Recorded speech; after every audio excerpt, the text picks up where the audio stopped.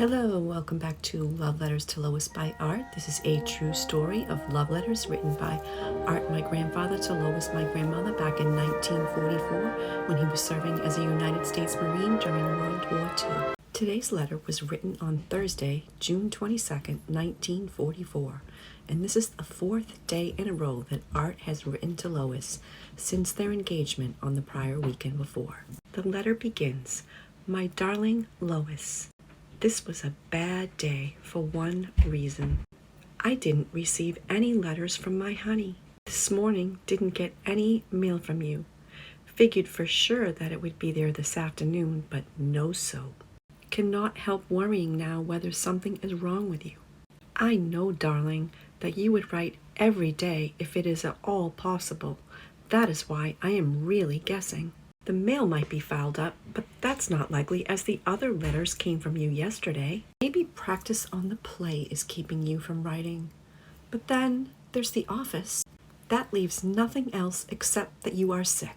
I hope to God that isn't true, Lois. I'm more than likely becoming worried over nothing, but your letter is of some importance to me. Well, we'll see tomorrow. Lois, how is everything going at home? Has Alice said anything? I'd like to know, really just out of curiosity. Say hello to them for me. The play must be tiring on you there, as I know you didn't care too much for it all. Grin and bear it, huh?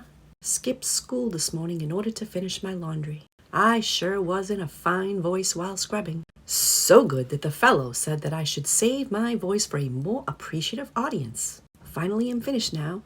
All I have left to do is to iron and starch the khakis. Wish you were here, darling. You could really have some practice on my clothes. You iron from the bottoms to the knees, and I'll take it from there. Not that you couldn't crease pants, honey. Really, you do a good job of that. Simply too many of them. Sorry, darling. My mind just isn't on letter writing this evening. Been happy as a lark till this afternoon. No letter from you sort of took the edge of things. Oh yes, I'll fill out that form you sent. Looks like a lot of red tape to me, honey. Hope they never open that package.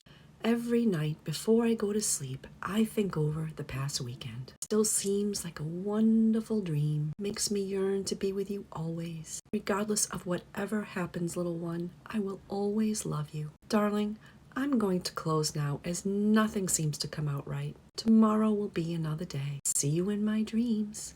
Bye, honey. With all my love, Art." Well, it sounds like Art is just not having a good day, and it's getting the best of his thinking. Not receiving a letter from Lois has really affected him. Something tells me Art wasn't really feeling on point even before that, since he skipped school. I've discovered for myself that when I skip out on a commitment, it doesn't make me feel very good.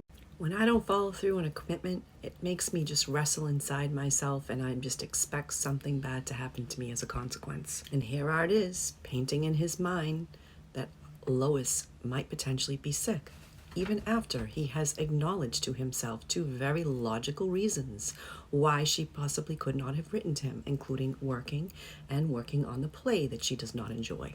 Despite his mind getting the best of him, Art is self-aware and acknowledges that he's probably worried over nothing. And he ends the letter stating that nothing's coming out right. Art has called out his mind's worst thinking in this letter, and a burden shared is a burden cut in half.